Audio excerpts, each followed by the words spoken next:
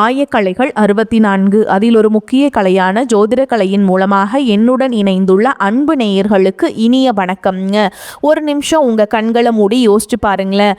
ராத்திரியோட அமைதியில் எல்லாரும் தூங்கும்போது நீங்கள் மட்டும் தனியாக உட்கார்ந்து உங்கள் வரவு செலவு கணக்கு பார்த்துட்ருக்கீங்க.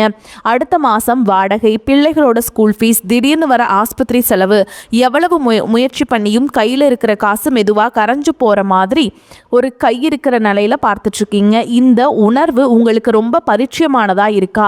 இந்த மனப்போராட்டம் உங்களுக்கு தூக்கத்தையே கெடுக்குதா? அப்போ இந்த சில நிமிடங்கள் உங்களுக்காக தான். இது வெறும் ஜோதிட விளக்கம் மட்டும் அல்ல, உங்கள் ஆன்மாவுக்கு கிடைக்க போகிற ஒரு ஆறுதல். இந்த கேள்விகள் ஏதோ உங்கள் மனசுக்குள்ளே இருந்து கேட்குற மாதிரி இருக்கா? நான் யாருக்கும் கெட்டது நினைக்கல, ரொம்ப நேர்மையாக தான் உழைக்கிறேன், ஆனால் ஏன் என் வாழ்க்கை மட்டும் இப்படி இருக்குங்கிற கேள்வி உங்களை ஒவ்வொரு நாளும் வாட்டி எடுக்குதா? ஆமாங்க, துலாம் ராசி அன்பர்களே, நீங்கள் தனியாக இல்லை. உங்கள் வழி எங்களுக்கு புரியுது. ஆனால் ஒன்று மட்டும் நல்லா ஞாபகம் வச்சுக்கோங்க. இது ஒரு முடிவே இல்லாத தண்டனை கிடையாது. இது உங்கள் ஆன்மாவோட பயணத்தில் ஒரு முக்கியமான கட்டம். இந்த கட்டத்தை எப்படி ஜெயிக்கிறது, உங்கள் விதியை எப்படி உங்கள் கைக்குள்ளே கொண்டு வரதுங்கிறது ஒரு தெய்வீக வழிகாட்டுதல் தான் இந்த பதிவுங்க. இந்த நம்பிக்கை பாதையில் நீங்கள் முதலடி எடுத்து வைக்கிறதுக்கு முன்னாடி எங்ககிட்ட இருந்து ஒரு சின்ன வேண்டுகோள். இது மாதிரி ஆழமான ஆன்மீக உண்மைகளையும் உங்களுக்கான வழிகாட்டுதல்களையும் நீங்கள் தொடர்ந்து தெரிஞ்சுக்க நீங்கள் இந்த வீடியோவை தொடர்ந்து பாருங்கள். ஓகேங்களா? சப்ஸ்கிரைப் பண்ணிட்டு பாருங்கள். உங்களோட ஒவ்வொரு ஆதரவும் இதே மாதிரி ஒரு தேடலில் இருக்க இன்னும் பல பேருக்கு ஒளியேற்ற உதவும். ஓகேங்களா? வாங்க இப்போ உங்கள் ராசியோட ஆணி வேறையே புரிஞ்சுக்க போகிறோம். துலாம் ராசியில் பிறந்த உங்கள் வாழ்க்கை ஏன் இவ்வளவு போராட்டமாக இருக்குது? தயவு செஞ்சு இது ஒரு சாபமாவோ குறையாவோ பார்க்காதீங்க. இது பிரபஞ்சம் உங்களுக்கு கொடுத்த ஒரு பெரிய கௌரவமாக பாருங்க. ஆமாங்க, இது ஒரு கர்ம போராட்டம். உங்கள் ஆன்மாவை அடுத்த லெவலுக்கு கொண்டு போகிறதுக்காக பிரபஞ்சத்தால் ரொம்ப கவனமான டிசைன் பண்ணப்பட்ட ஒரு ஸ்பெஷல் பாதை இது. ஜோதிட சாஸ்திரத்தில் 12 ராசிகளில் பூர்வ ஜென்ம கர்ம வினைகளை கரைக்கிறதுல துலாம் ராசிக்கு தான் ஃபஸ்ட்டு பிளேஸுங்க. இதுக்கு என்ன அர்த்தம் தெரியுங்களா? உங்கள் ஆன்மா ரொம்ப மெச்சூர்டான ஒரு ஆன்மா. கஷ்டமான பாடங்களை கூட கற்றுக்கிற பக்குவம் உங்ககிட்ட இருக்குன்னு பிரபஞ்சம் நம்புது. ஸ்கூலில் நல்லா படிக்கிற ஸ்டூடெண்ட்ஸ் கிட்ட தானே டீச்சர்ஸ் கஷ்டமான கணக்கு கொடுப்பாங்க. அதே மாதிரி தான் இந்த வாழ்க்கை பள்ளியில் பிரபஞ்சம் உங்களை தேர்ந்தெடுத்திருக்கு. நீங்கள் சந்திக்கிற ஒவ்வொரு பண கஷ்டமும் உங்கள் கர்மாவோட ஒரு பகுதியை எரித்து உங்களை ஒரு வைரம் மாதிரி ஜொலிக்க வைக்க போகுதுங்க. அதனால் துவண்டு போயிடாதீங்க. நீங்கள் ஒரு பெரிய ஆன்மீக போர்க்களத்தோட மாவீரன். சரி, இந்த கர்ம போராட்டத்துக்கு ஜோதிட ரீதியா என்ன காரணம்? இதோ பாருங்க, இதுதான் உங்க பண பிரச்சனைக்கான ப்ளூ பிரிண்ட்டுங்க. வாங்க ரொம்ப நிதானமாக இதை புரிஞ்சுக்கலாம். துலாம் ராசிக்கு இந்த 10ஆம் அதிபதி, அதாவது உங்கள் தொழில் வேலையை குறிக்கிற சந்திரன், அவர் உங்கள் ஜாதகத்தில் 2ஆம் வீடான தனஸ்தானத்தில், அதாவது பண வரவுக்கான இடத்துல நீச்சம் அடைகிறாருங்க. இதனால் என்ன ஆகும்னா, நீங்கள் எவ்வளவு சம்பாதிச்சாலும் அந்த பணத்தை சேமிக்கிறதுங்கிறது ஓட்டையுள்ள பானையில் தண்ணி ஊற்றுற மாதிரி ரொம்ப ரொம்ப கஷ்டமாக இருக்கும். அடுத்தது உங்கள் லக்னாதிபதி, அதாவது உங்களையே குறிக்கிற சுக்கிரன், அவர் 12ஆம் வீடான விரயஸ்தானத்தில் நீச்சம் அடைகிறாருங்க. இதோட விளைவு தேவையில்லாத செலவு, திடீர் நஷ்டம், ஹாஸ்பிட்டல் செலவுன்னு ஏதோ ஒரு ரூபத்தில் பணம் உங்களை விட்டு போயிட்டே இருக்கும். இதுதான் உங்கள் ஜாதக அமைப்பு. ஆனால் ஒரு பூட்டு இருந்தால் அதுக்கு ஒரு சாவி கண்டிப்பாக இருந்தே ஆகணும். அந்த சாவியை தான் நம்ம இப்போ தேட போகிறோங்க. உங்கள் பண போராட்டம் அந்த திறக்கிறதுக்கான பெரிய பூட்டு முதல் மற்றும் உங்கள் ரொம்ப சக்தி வாய்ந்த தெய்வீக திறவுகோள் வேறு யாரும் இல்லை, வேலூரில் இருக்க பொற்கோயிலில் ஸ்ரீ நாராயணி அம்மன் தான். அந்த தாய் உங்கள் கஷ்டத்தை எல்லாம் தீர்த்து வளமான வாழ்க்கைக்கு வழிகாட்ட போகிற கருணை கடல். இது எப்படி ஒரு மேஜிக் மாதிரி வேலை செய்யுதுன்னு பார்க்குறீங்களா? இதுக்கு பின்னாடி இருக்கிற ஆஸ்ட்ராலஜி அறிவியலை பாருங்க. துலாம் ராசிக்கு 10ஆவது வீடு, அதாவது கர்மஸ்தானம் கடகராசி. இந்த கடகத்தில் தான் தேவ குருவான பிரகஸ்பதி, அதாவது நம்ம குரு பகவான் உச்சம்ங்கிற ரொம்ப பவர்ஃபுல்லான அவர் அங்கே இருக்காருங்க. அப்படி உச்சம் பெற்ற குரு அங்கிருந்து தன்னோட 5ஆம் பார்வையால் உங்கள் ராசிக்கு 2ஆம் இடமான தனஸ்தானத்தை, அதாவது உங்கள் பண வரவுக்கான வீட்டை நேராக பார்க்குறாருங்க. குரு பார்க்க கோடி நன்மைன்னு சும்மா சொல்லலை, அது ஒரு காஸ்மிக் விதிங்க. உங்கள் வருமானத்துக்கான வீட்டையே குரு பகவான் நேராக பார்க்கும்போது அந்த இடத்துல ஒரு டிவைன் எனர்ஜி உருவாகுது. நீங்கள் வேலூர் பொற்கோவிலுக்கு போய் அந்த நாராயணியை பார்க்கும்போது அந்த உச்சம் பெற்ற குருவோட முழு அருளும் உங்களுக்கு கிடைக்குது. அது உங்கள் செல்வத்துக்கான எல்லா தடைகளையும் உடைச்சு புதுசாக கதவுகளை திறந்து விடுது. இந்த மகா சக்தியோட அருளை முழுசாக வாங்கிக்க நீங்கள் என்ன செய்யணும்? முதல்ல உங்கள் குடும்பத்தோடு அந்த கோயிலுக்கு போங்க. தனியாக போகிறத விட குடும்பமாக போகும்போது அதோட பவர் பல மடங்கு அதிகமாகும். ரெண்டாவது, என்ன பாரமெல்லாம் உன்னோடது தாயேன்னு ஒரு முழுமையான சரணாகதி உணர்வோடு போங்க. உங்கள் கவலை, உங்கள் கோரிக்கை எல்லாத்தையும் அவள் காலில் வச்சுட்டு மனசை காலியாக்கிட்டு அவளை பாருங்கள். நம்ம பாரத்தை இறைவன் மேலே போட்டால் அவள் அதை ஏற்றுப்பான். குறிப்பாக அமாவாசை இல்லை பௌர்ணமி மாதிரி நாட்களில் போகிறது ரொம்ப விசேஷங்க. கோவிலுக்கு போக முடியாதவங்க உங்கள் வீட்டு பூஜை அறையில் ஒரு விளக்கேற்றி ஓம் நமோ நாராயணிங்கிற இந்த சக்தி வாய்ந்த மந்திரத்தை 108 முறை மனசுருகி சொல்லுங்க. அந்த மந்திரத்தோட வைப்ரேஷன் உங்கள் வீட்டில் இருக்க நெகட்டிவ் எனர்ஜி அழிச்சு ஒரு தெய்வீக கவசத்தை உருவாக்கும். சரி, இப்போ குருவோட அருளால் நாராயணியோட கருணையால் பணம் வர ஆரம்பிச்சிருச்சு. புது புது வாய்ப்புகள் கதவை தட்டுது. ஆனால் வந்த பணம் கையில் நிற்கணுமே. அந்த ஓட்டையான கதை ஞாபகம் இருக்கா? இப்போ அந்த ஓட்டைகளை அடைச்சி செல்வத்தை அப்படியே எப்படி நம்மக்கிட்டேயே தக்க வச்சுக்கிறதுங்கிற ரகசியத்தை பார்க்கலாம் வாங்க. குழப்பிக்காதீங்க. இங்கே 2 பவர்ஃபுல்லான கோவில்கள் இருக்குது. ஒன்று வேலூர் நாராயணி. அவங்க ஒரு டாமோட கதவை திறந்து தண்ணி வேகமாக வர்ற மாதிரி உங்களுக்கு செல்வத்தை வர வைப்பாங்க. இன்னொன்று மகாபலிபுரத்தில் கடலோரமாக படுத்து அருள் பண்ணுற ஸ்தல சயன பெருமாளும் நிலமங்கை தாயாரும். இவங்க அந்த டேமில் இருந்து வர தண்ணியை உங்கள் வயலுக்கு மட்டும் கொண்டு வந்து ஒரு சொட்டு கூட வீணாக்காமல் பார்க்குறதுங்க. அதுக்கு உதவி செய்வாங்க. சிம்பிளாக சொல்லணுன்னா வேலூர் உங்களுக்கு வருமானத்தை கொடுக்கும். மகாபலிபுரம் அந்த வருமானத்தை லாபமாக மாற்றி உங்ககிட்டயே தங்க வைக்கும். ஒன்று ஈர்ப்பு சக்தி, இன்னொன்று காப்பு சக்திங்க. இந்த காப்பு சக்தியை எப்படி ஆக்டிவேட் பண்ணுறது?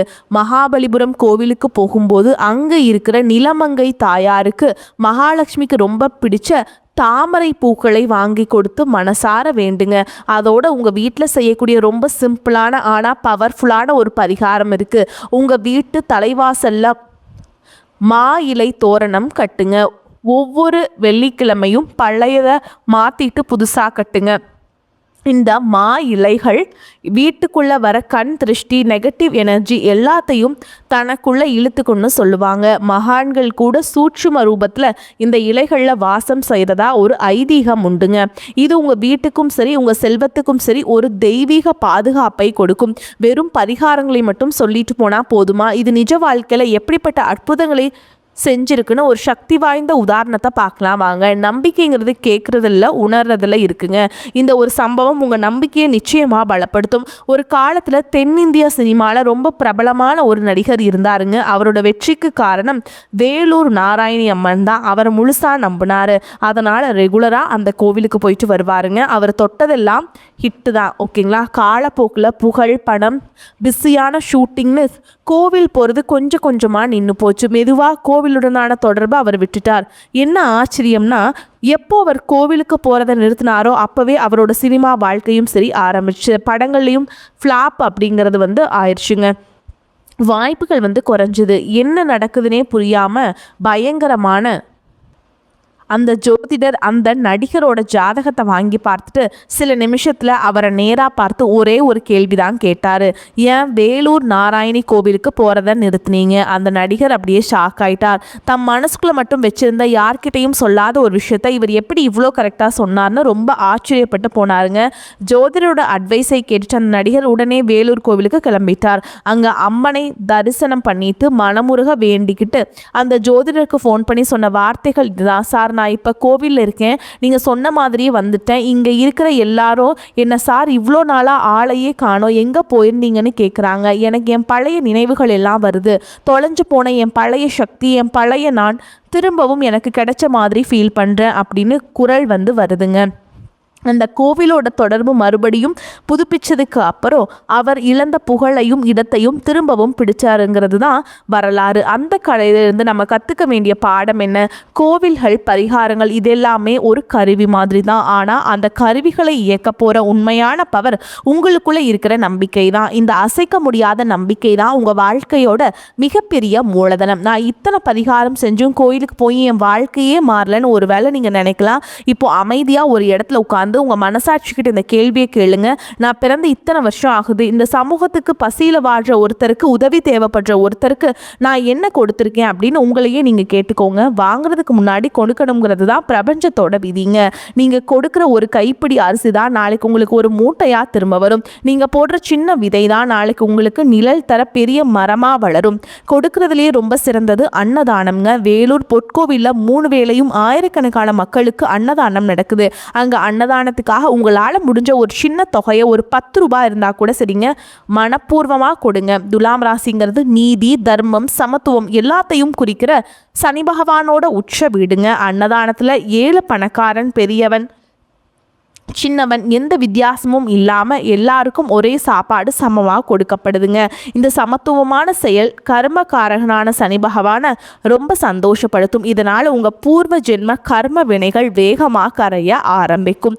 பிரபஞ்சத்தோட ஆசீர்வாதங்கள் உங்களை தேடி வரும். இதுவரைக்கும் உங்கள் பிரச்சனையோட ஆணிவேரையும் அதை சரி பண்ணுறதுக்கான தெய்வீக வழிகளையும் ரொம்ப சிம்பிளாக பார்த்தோம். இப்போ நீங்கள் வெற்றியை நோக்கி போகிறதுக்கான ஒரு தெளிவான 5 ஸ்டெப் பிளானை உங்கள் முன்னாடி வைக்கிறேங்க. முழு நம்பிக்கையோடு இந்த பாதையில் உங்கள் முதல் அடியை எடுத்து வைங்க. உங்கள் செழிப்புக்கான பயணம் இதோ. ஸ்டெப் 1 ஏற்றுக்கிறது. உங்கள் வாழ்க்கை ஒரு கர்ம பயணங்கிறது புரிஞ்சுக்கிட்டு அதை முழு மனசோட ஏற்றுக்கோங்க.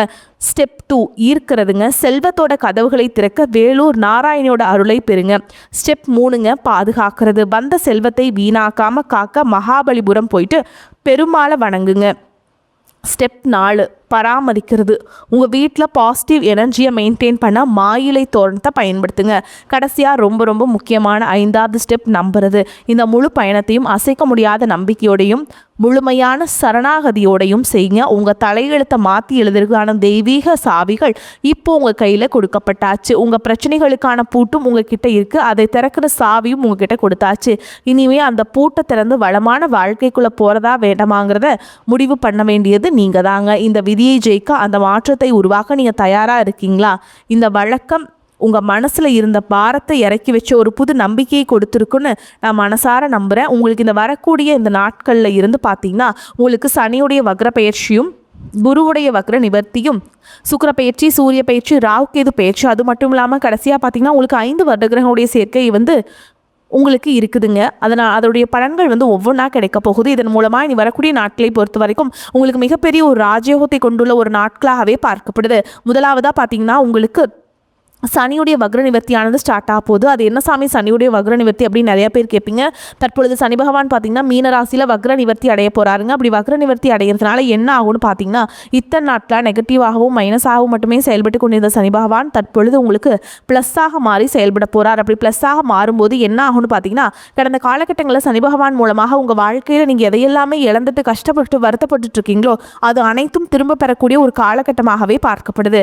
அதற்கடுத்து பார்த்தீங்கன்னா குருவுடைய வக்ர நிவர்த்தி. இத்தனை நாட்டில் குரு பகவான் பார்த்தீங்கன்னா உங்களுடைய ராசியில் 2ஆம் இடத்துல இருந்ததுனால தான் பொருளாதாரத்தில் மிகப்பெரிய பின்னடைவும் எந்த ஒரு முன்னேற்றமும் லாபமும் எதுவுமே இருந்திருக்காது. ஆனால் தற்பொழுது 2ஆம் இடத்திலிருந்து 3ஆம் இடத்தை நோக்கி லக்னஸ்தானத்தை நோக்கி குரு பகவான் போகிறதுனால ஒட்டுமொத்த குரு பயிற்சி பலனும் தற்பொழுது உங்களுக்கு கிடைக்க போகுதுங்க.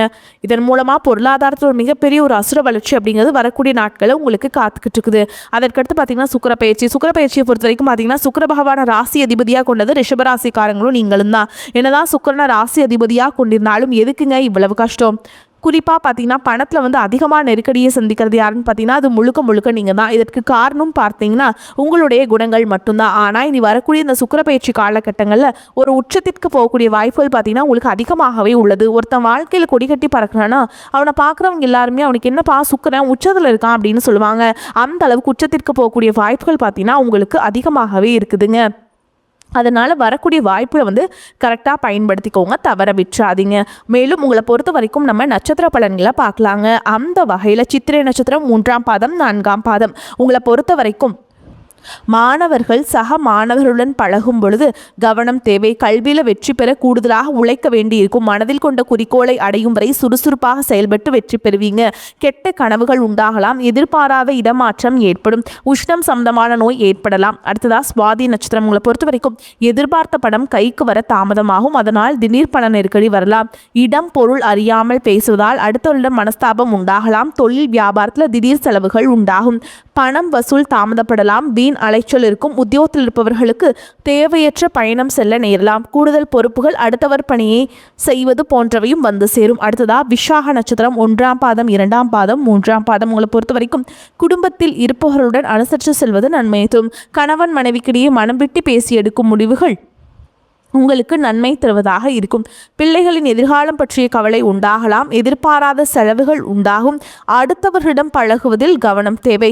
பண வரத்து தாமதப்படும். கலைத்துறையினர்களுக்கு சோதனைகள் மிகுந்த காலமாக இருக்கும். வாய்ப்புகள் இருந்தாலும் உடல்நலம் ஒத்துழைக்காமல் போகலாம். உங்களை பொறுத்த வரைக்கும் பரிகாரம் அப்படின்னு பார்த்தீங்கன்னா, விநாயகப் பெருமானை வணங்குவது உங்களுக்கு ஏற்றத்தை ஏற்படுத்தி கொடுக்கும். காரிய தடைகளை விலக்க வைக்கும். வரக்கூடிய வாய்ப்புகளை தவறவிட்டாதீங்க. வாழ்த்துக்கள். வாழ்க வளமோடு நலமோடு. நன்றி, வணக்கம்.